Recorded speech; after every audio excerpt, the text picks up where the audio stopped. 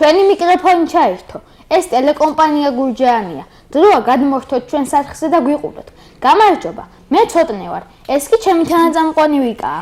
მიკროფონი ჩართულია დაიწყო მეგობრებო. ეს არის გადაცემა ბავშვებისთვის და არა მხოლოდ მათთვის. ასე რომ დარჩით გადაცემის ბოლომდე ჩვენთან ერთად. გპირდებით არ ინანებთ. ვიკა, გადაცემის დასაწყისში მინდა მაყურებელს დიდი მადლობა გადაუხადო იმისთვის, რომ გვიყურებს, გვისმენს და გვაფასებს. ასევე მეგობრებო, არ დაგავიწყდეთ ჩვენი Facebook-ის გვერდის და ინტერნეტის მოწონება. მინდა გითხრათ, რომ საახალწლო გადაცემას ძალიან ბევრი ნახვა ქონდა და ძალიან დიდი რეიტინგი ქონდა. სულ რაღაც ერთ კვირაში 1000-ზე მეტი ნახვა ქონდა, რაც მე ძალიან მახარებს. ეს კი პირველ რიგში ჩვენი პატარა ჟურნალისტების დამსახურებაა. ასე არაა, ვიკა? ასეა ცოტნე. ასევე დიდი მადლობა მაყურებელს და არ შემიძლია მადლობა არ გადაუხადო ჩვენი გადაცემის ჯგუფს, ბესოს, დათოს და ელდარის, რომლებიც ცდილობენ, რომ ჩვენი გადაცემა იყოს კარგი და ხარისხიანი. ახლა ეთერში სტუმრის ჯერია. გადაცემის პირველ ბლოკს მარის ეთმობა და მარი გაგვაცნობს ჩვენ სტუმარს.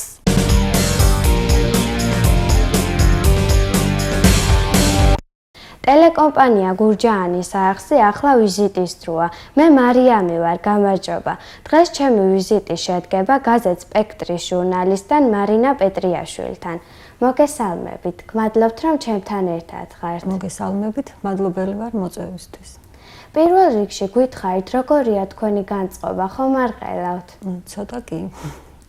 მოდით მოგვყევით თქვენი საქმიანობის შესახებ. რით არის ის მნიშვნელოვანი და საინტერესო? როგორც იცით, მუშაობ გაზეთ სპექტრის ჟურნალისტი ვარ უკვე 12 წელია. ჩვენი საქმიანობა იმით არის მნიშვნელოვანი, რომ ჩვენს რესპონდენტებს ვცდილობთ ობიექტურად მივაწოდოთ ინფორმაცია და მათთან გქონდეთ ისეთი დამოკიდებულება, რომ მოვიპოვოთ მათი ნდობა. ყველაფერს ვაშუქებთ ობიექტურად, რა თქმა უნდა. და რა ვიცი, ვფიქრობ, რომ ჩვენი საქმიანობა, საერთოდ ჟურნალისტის საქმიანობა მნიშვნელოვანია.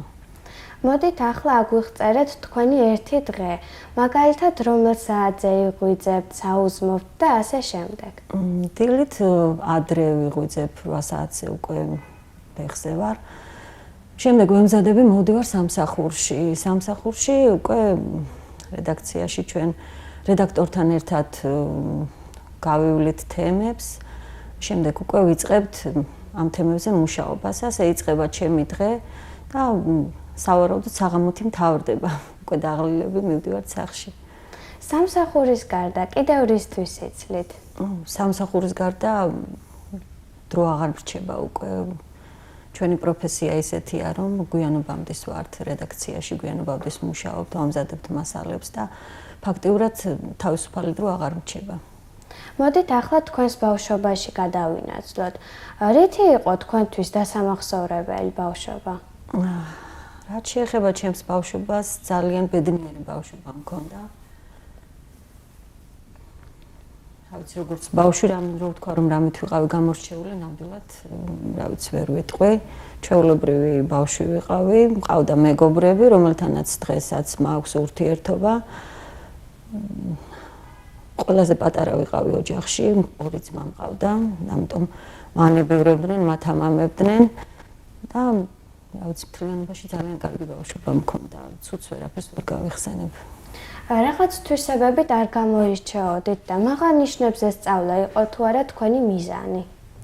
რაც შეეხება მაღალ ნიშნებს, დღეისთვის არის 10-ქულიანი სისტემა და იმ დროისთვის ნიშნები იყო, იწერებოდა 4-იანი, 5-იანი ესეთი ნიშნები. მართალია წითელ დიპლომზე არ დამიმთავრებია სკოლა, მაგრამ კარგი მოსწავლე ვიყავი, 4-ებიც მყავდა, 5-ებიც. ნორმალურად ვსწავლობდი. ბავშვობის თავგადასავლებიდან რაიმეს ხომ არ გაიხსენებდით? ბავშვობის თავგადასავალი ძალიან ბევრი მაქვს, კარგი. ახლა კონკრეტულად ვერაფერს, რა ვიცი, ესეთი არაფერი. გეზარებოდათ სკოლაში სიარული და ხშირადაც დენდით სკოლას? სკოლაში სიარული არ მეზარებოდა. გაცდენით იშვიათად, ალბათ ავადმყოფობის დროს თუ გამიცდენია. აქ ისრულდათ თუ არა თქვენი ბავშვობის ოცნება? ბავშვობაში ბევრი ოცნება მქონდა, ალბათ ეს იყო ბავშვური ოცნება, რაღაც კონკრეტული. ეხლა რომ გადავავლო თვალი, ვერ ვიხსენ ნამდვილად ამისრულდა თუ არ ამისრულდა, ეხლა ესე კონკრეტულად. თქვენ რომ განათლების მინისტრი იყოთ, რა შეცვლიდით განათლების სფეროში? განათლების სფეროში პირველ რიგში ალბათ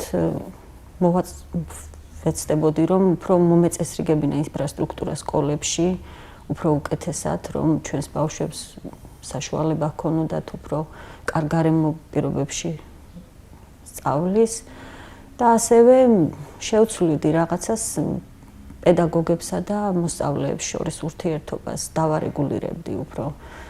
ასევე ვეცდებოდი, რომ უფრო კვალიფიციური პედაგოგები ყოფილიყვნენ სკოლებში, რომ ბავშვებს ჰქონდეთ კარგი განათლების საშუალება. გმადლობთ, რომ ვიყავით ჩემთან ერთად. მადლობთ.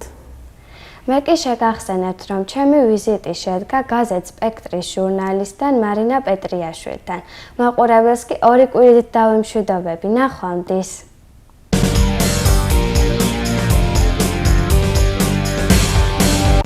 განვაგრძობთ გამოშვებას. ეს არის მიკროფონი ჩართულია. სტუმრის შემდეგ ჩვენ უნდა ვნახოთ მიკროფონი ჩართულიას და სამუსიკო სკოლების ერთობლივი პროექტი, რომელსაც ვიკა უძღვება.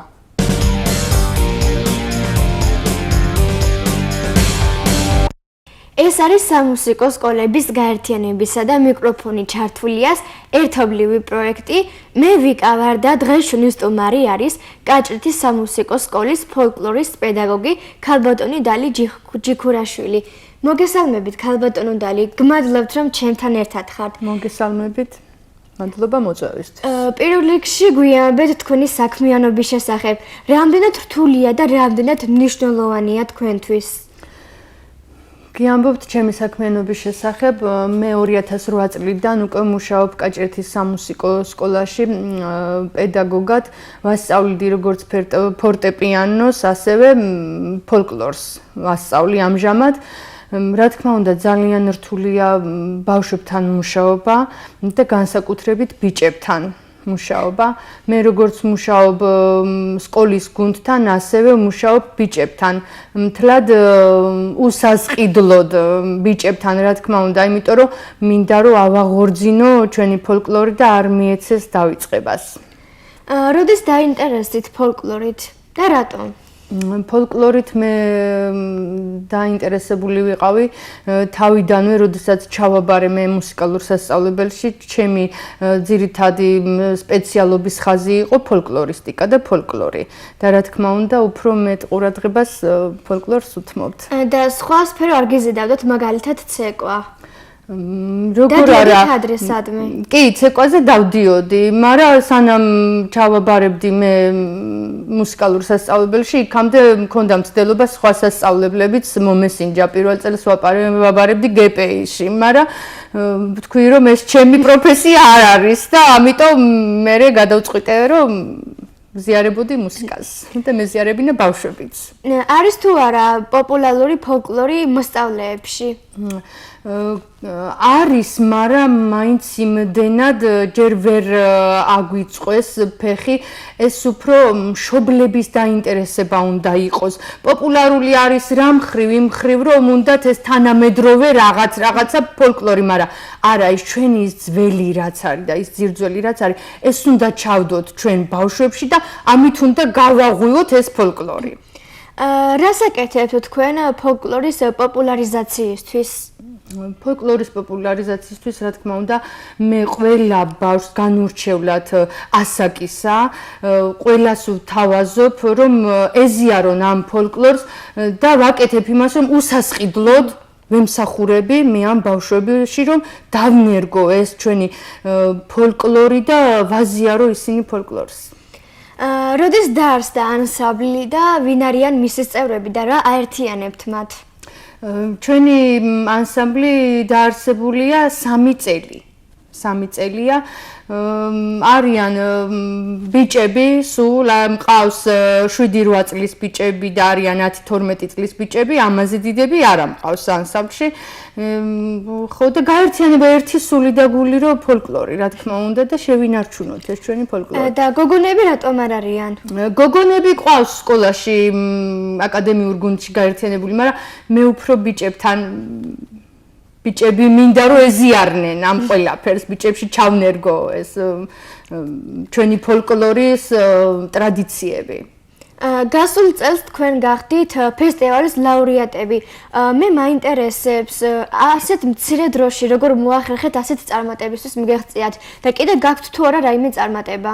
კი, როგორ არა, რა თქმა უნდა ჩვენ გავხდით ლაურეატები და ძალიან დაუღალავი შრომის შედეგი იყო ეს ყველაფერი და რა თქმა უნდა ბავშვების მონდომება. პირველ რიგში ბავშვების მონდომება, რომ ბავშვები მე მხარში არ მომდგომოდნენ, მე მარტო ვერაფერს ვერ გავხდებოდი, რა თქმა უნდა და მომავალშიც გვაქვს გეგმები, რომ აპრილის თვეში ტარდება ეს ეროვნული გუნდების დათვალიერება საქართველოს მასშტაბით და ყველა ვარიანტში მივიღებთ მონაწილეობას იქ. კიდევ რა წარმატება და რა უახლესი გეგმები გაქვთ ამის გარდა? ნახოთ ახალ-ახალი სიმღერების ათვისებას ვაპირებთ და შემდგომში გვიჩვენებთ რომ რას შემოგთავაზებენ რა იქნება, არ ვიცით ჯერ. ახლა კი რას შეგვისრულებთ? ანსამბლი შეგვისრულებს აჭარულს.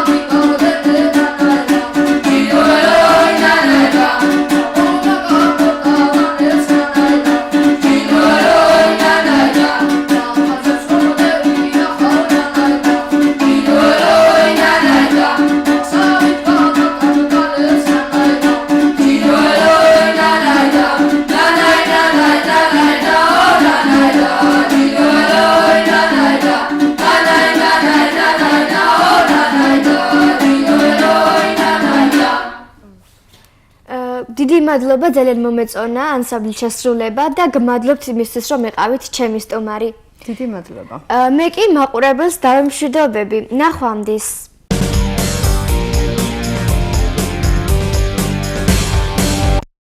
თქვენ უყურებთ მიკროფონი ჩართულიას. სტუმრის შემდეგ ჩვენ უნდა ვნახოთ ცელქები. თუმცა მანამდე მაინტერესებს, ვიკა, გიყვარს თუ არა სამზარეულოში ფუსფუსი? არ მოვიტყვებ ცოტნე და არ მიყვარს. უფრო მიყვარს მე ჭამა, ვიდრე საჭმელების გაკეთება. ცოტნე, შენ როგორი კულინარი ხარ? ალბათ კარგი კულინარი ვერ ვარ, მაგრამ პიცის გაკეთებაში და სხვა საჭმელების გაკეთებაში ყველას ვეხმარები და მიყვარს დაგემოვნებაც. კვერცხის შეწოც არიცი? კვერცხის შეწვა ვიცი ნაწილობრივ. პიცას როგორ აკეთებ? ანუ შენ ეხმარები თუ შენ თვითონ იცი მთლიანად რეცეპტი? ნუ რეცეპტის ნაწილი ვიცი და უფრო ვინც აკეთებს ვეხმარები. კიდე რა საჭმელები გიყვარს და რის გაკეთება შეგიძლია? კიდევ მიყვარს შემწვარი კარტოფილი. იცი გაკეთება? არა. გაკეთება არ ვიცი. არც არის აუცილებელი, იმიტომ რომ ეს კაცის საქმე არც არის. წვადი მიყვარს და შეწვაც ნაწილობრივ ვიცი და მეტი არაფერი. ხინკალიც. ხინკალი მეც ნამდვილად მიყვარს, განსაკუთრებით მიყვარს მწვადი. თუმცა მწვადის გაკეთება და შეწვა და ყველაფერი ეს უკვე კაცის საქმეა და ფიქრობ ქალის. ახლა კი მოდი გავიგოთ თუ რას ფიქრობენ ამ თემაზე ჩვენი ცელქები.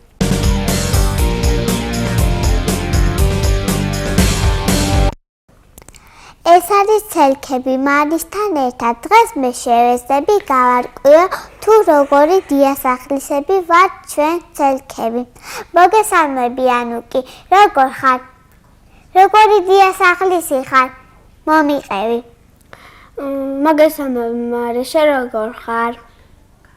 მეც კარგად ვარ. ანუკი მარი, მე ვერ დავკვეხებ, რომ კარგი დიასახლისი ვარ და სეხმარები ხოლმე სახლის დალაგებაში და სხვადასხვა საოჯახო საქმეებში. მარი, შენ თუ ეხმარები დედიკოს? კი. მეც ვეხმარები ხოლმე. რაიმეს მომზადება ხომ არ შეგიძლია? თუ ვინმე გეხმარება? კარტოფილის შეწისა და კვერცხის შეწის გარდა რაც ყველა ადამიანს შეუძლია, როდესაც დაჭირდება, მაშინ მოამზადებს, მე ვიცი კექსის გამოცხობა. მარი, შენ თუ იცი რამეს გამოცხობა? ან ვინ გეხმარება? ჯერჯერობით მე არ ვიცი. საჭმის მომზადება. შენი აზრით რა თვისება უნდა ქონდეს დიასახლის? უნდა იყოს მოწესრიგებული კარგი კულინარია, ეს ალბათ მნიშვნელოვანია. გეთახმები ანუკი. ვინ არის შენთვის იდეალური დიასახლისი? ჩემთვის ორივე დედა ჩემია. ჩემთვის ორივე დედა ჩემია და კულინარიც და დიასახლისიც. მინდა რომ მას გავდე. ჩემთვისაც ჩემი დედიკოა იდეალური დიასახლისი. მოდი ახლა მაყურებელს უთხრათ, რატომ არის საჭირო იყო კარგი კულინარი. მარი, ფიქრობ, კარგი კულინარობა ის არის, რომ შენს ოჯახის წევრებს უნდა მყუდროდ იგრძნონ თავი. ეს ალბათ ქალების ყველა ქალს შეუძლია. რისი მომზადება გიყვარს ყველაზე მეტად და რაიმე რეცეპტი ხომ არ იცი? მე მიყვარს კექსის გამოცხობა. პირველი ის არის, რომ ძალიან გემრიელი გამომდეს, მეორე კი ის, რომ ყველაზე გასქურასთან რომ მტრიალებ, მიყვარს წინ საფარაფარებული დედიკოსავით ზულასო შვები ხოლმე. მაგრამ შენ ხომ არ იცი რამის გამოცხობა? მე არ ვიცი, მაგრამ მოდი მასწავლე. შეიძლება დავიწყო? დაიწყე.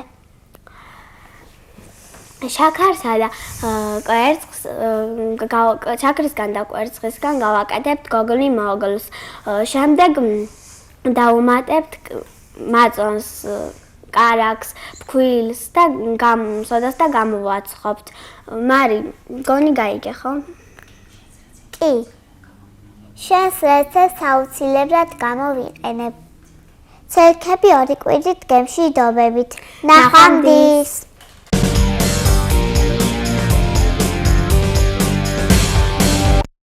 ეს იყო ცელქები, რომელიც ჩვენს ერთგულ მაყურებელში დიდი სიყვარულით სარგებლობს.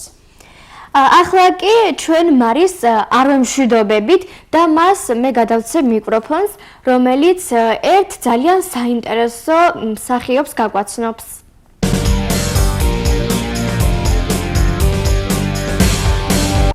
მოგესალმებით, მე მარი ვარ. დღეს მე გაგაცნო ჯენიფერ ლოპეს. იგი ლათინო ამერიკელი მომღერალი, მსახიობი და მოცეკვავია. ჯენიფერ ლოპესმა დაამსხვრია სტერეოტიპები იმის შესახებ, რომ ლათინო ამერიკელებისთვის ჰოლივუდის კარები დაკეტილია.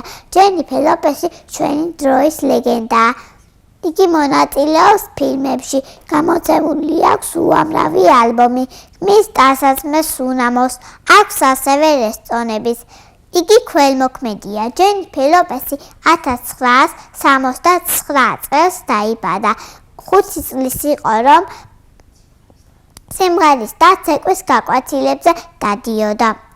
1986 წელს შედგა მისი დებიუტი კინოში. ფილმ ჩემი პატარა გოგონას კასტინგზე იგი შემთხვევით მივიდა, როდესაც გაიგო, რომ ფილმისთვის გოგონას ეძებდნენ.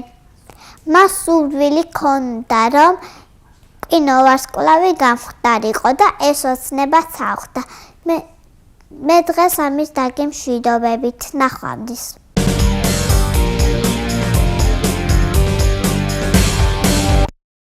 დაუბრუნდით ეთერში.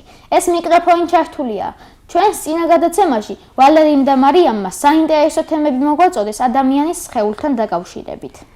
ცოტნე მე თუ არ ვცდები, დღეს მარიამე და ვალერი ამ თემას ისევ დაუბრუნდებიან. ახლა კი ჯობია მათ მოусმინოთ.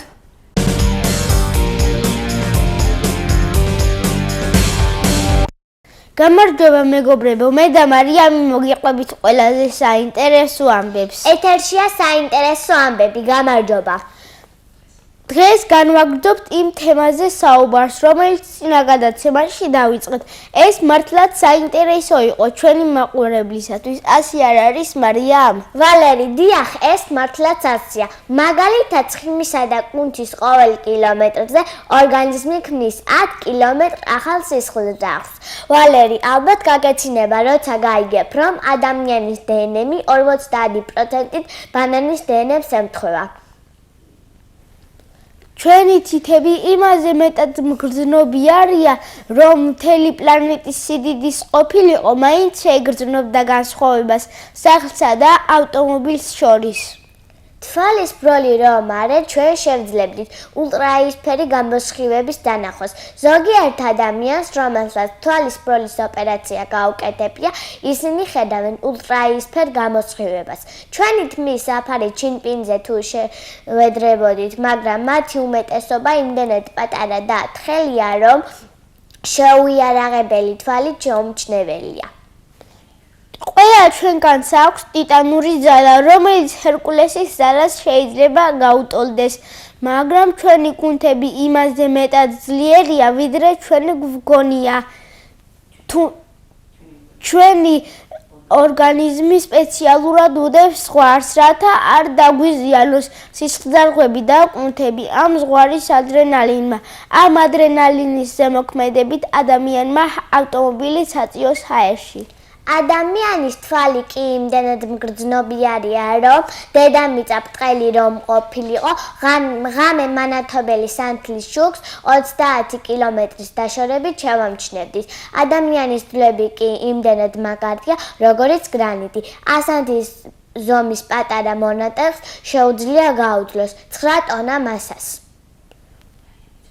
მარიამ, იცოდი, დედამიწაზე მხოლოდ ადამიანს შეუძლია ყველაზე დიდ მანძილზე სირბილი.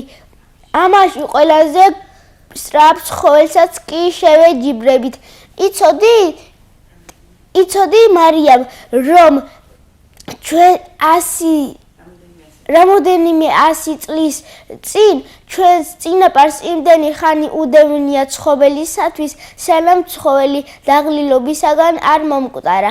ასეთი იყო საინტერესო ამბები. მე და მარიამი 2 კვირით გემშვიდობებით. ნახვამდის. მომავალ შეხვედრამდე.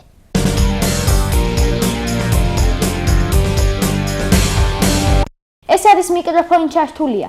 თქვენ კიდევ რამდენიმე საინტერესო რუბრიკა გელით, ასე რომ დარჩით ჩვენთან ერთად და გვიყურეთ.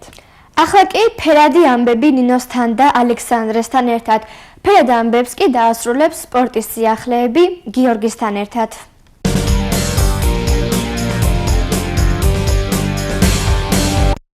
საღამო მშვიდობის. ჩვენ ორი კვირის შემდეგ ისევ თქვენთან ვართ და ახალ ამბებს გაგაცნობთ. საღამო მშვიდობისა. ბრიტანულმა გამოცემამ ტელეგრაფმა გერგეთის სამება ულამაზეს ტაძრებს შორის დაასახელა. გამოცემამ 13 ულამაზეს ტაძარს შორის გერგეთის სამებას მე-6 ადგილი მიანიჭა. ირლანდიის ეროვნულ ბიბლიოთეკაში აღმოაჩინეს ქართული ანბანის უნიკალური ნიმუშების ფოტოასლები. ანბანის ნიმუში ამოღებულია სულხან საბასეული ლექსიკონიდან, რომელიც 724 წელს საწყურში გადაიწერა. დედამიწის ყველაზე ასაკოვანი ადამიანი მაჰაშტა მურუსია, რომელიც 180 წლის გახდა. ასაკოვანი ინდუსი სრულ გონზეა, რაც სასწაულს უდრის, მას თავი უკვდავად მიაჩნია. ანგელოზის ტბა ასე ჰქვია იდუმალითა და სილამაზით დაჯილდოვებულ სვანეთში არსებულ ტბას, რომელიც საზოგადოების ინტერესის საგანი მისი ფორმის გამო გახდა. გარდა იმ ლეგენდებისა, რომელიც მას უკავშირდება, მას საქართველოს რუკის ფორმა აქვს.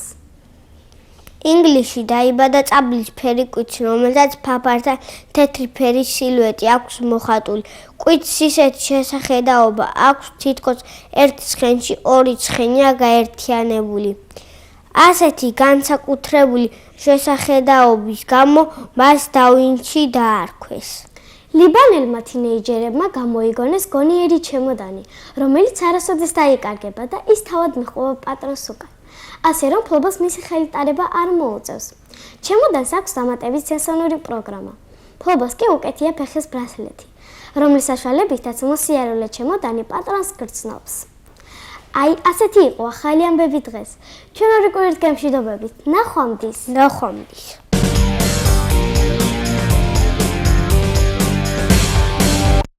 ეთერშია სპორტის ამბები. გამარჯობა, მე გიორგი ვარ. საქართველოს სპორტულ ნარჩენ მსოფლიო თასის გათამაშებას პირველად უმასპინძლებს. მსოფლიო თასი თბილისში 27 აპრილიდან 1 მაისის ჩათვლით გაიმართება. ტურნირში მონაწილეობას 20-მდე ქვეყნის 200-მდე სპორტსმენი მიიღებს. ტურნირის საპრიზო თანხა $125,000. ვაჟა მარგველაშვილმა აფრიკაში გამართულ ღია ჩემპიონატზე ბრინჯაოს медали მოიპოვა. მიმდინარე ტურნირში 6 ქართველი ძიუდოისტი მონაწილეობდა. თბილისი 19 წლამდელთა წყალბურთელთა ევროპის ჩემპიონატის ჯგუფის მატჩებს უმასპინძლებს. მატჩები 4-დან 9 მაისის ჩათვლით გაიმართება. ევროპის ჩემპიონატი სექტემბერში ჰოლანდიაში ჩატარდება. საქართველოს 17 წლამდელთა ასაკის ნაკრებმა ბელორუსში მიმდინარე საერთაშორისო ტურნირზე მეორე შეხვედრა ჩაატარა. მაისურაძის გუნდი ფინეთთან 0-1 დამარცხდა. ამ დროისათვის სულ ეს იყო. მომავალ შეხვედრამდე ნახვამდის.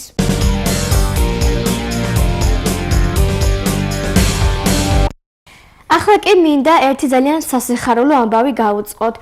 მიკროფონი ჩართულიაში დაბრუნდა ჩვენი სამედიცინო გვერდი. მე ძალიან მიხარია, რადგან ჯანმრთელობა ვფიქრობ, რომ ყველასთვის აუცილებელი უნდა იყოს და პირველ ადგილზე უნდა იყოს. ამისთვის კი ჩვენ დაგვეხმარება ლიკა, რომელიც ძალიან საჭირო რჩევებს მოგვაწვდის. ახლა კი დროა ლიკას რჩევებს მოусმინოთ.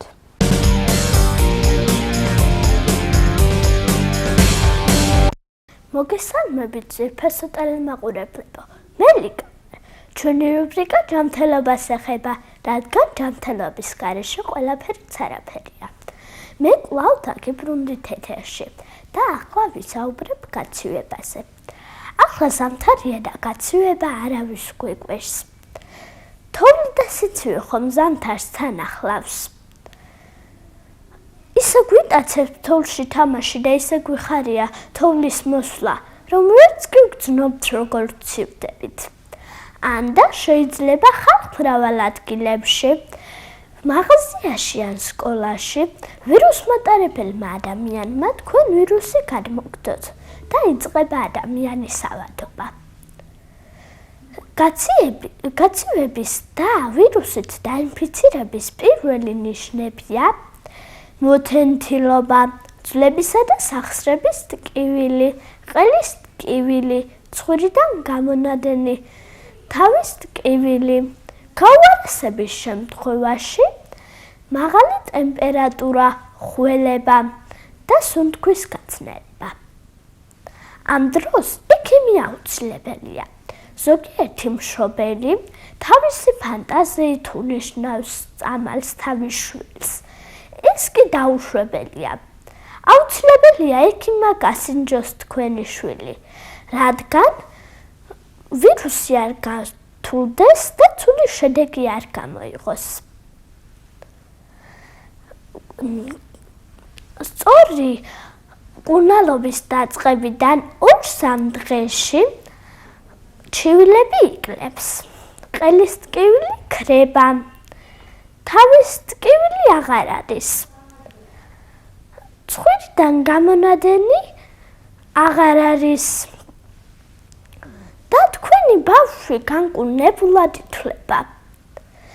თუ ჩემ რჩევებს გაითვალისწინებთ, ადვილად მოერევით ვირუსს და ვირუსიც არ დაგემართებათ.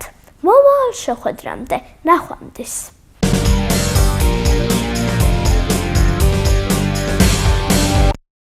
ამასობაში კი ჩვენი გადაცემა დასასრულს მიუახლოვდა. გმადლობთ, რომ იყავით ჩვენთან ერთად. შეგახსენებთ, რომ ეს იყო მიკროფონი ჩართულია გადაცემა ბავშვებისთვის და არა მხოლოდ ბავშვებისთვის. გადაცემას კი უძღვებოდით მე და ცოტნე. ჩვენი გადაცემის ყურება შეგიძლიათ ტელეკომპანია გურჯაანის საღამოს ეთერში ყოველ მეორე ხუთშაბათს 21 საათსა 15 წუთზე, ასევე ინტერნეტშიც, მისამართზე, რომელსაც ეკრანზე ხედავთ. ფინალური კვირი დაგემშვიდობებით. ნახვამდის. ნახვამდის.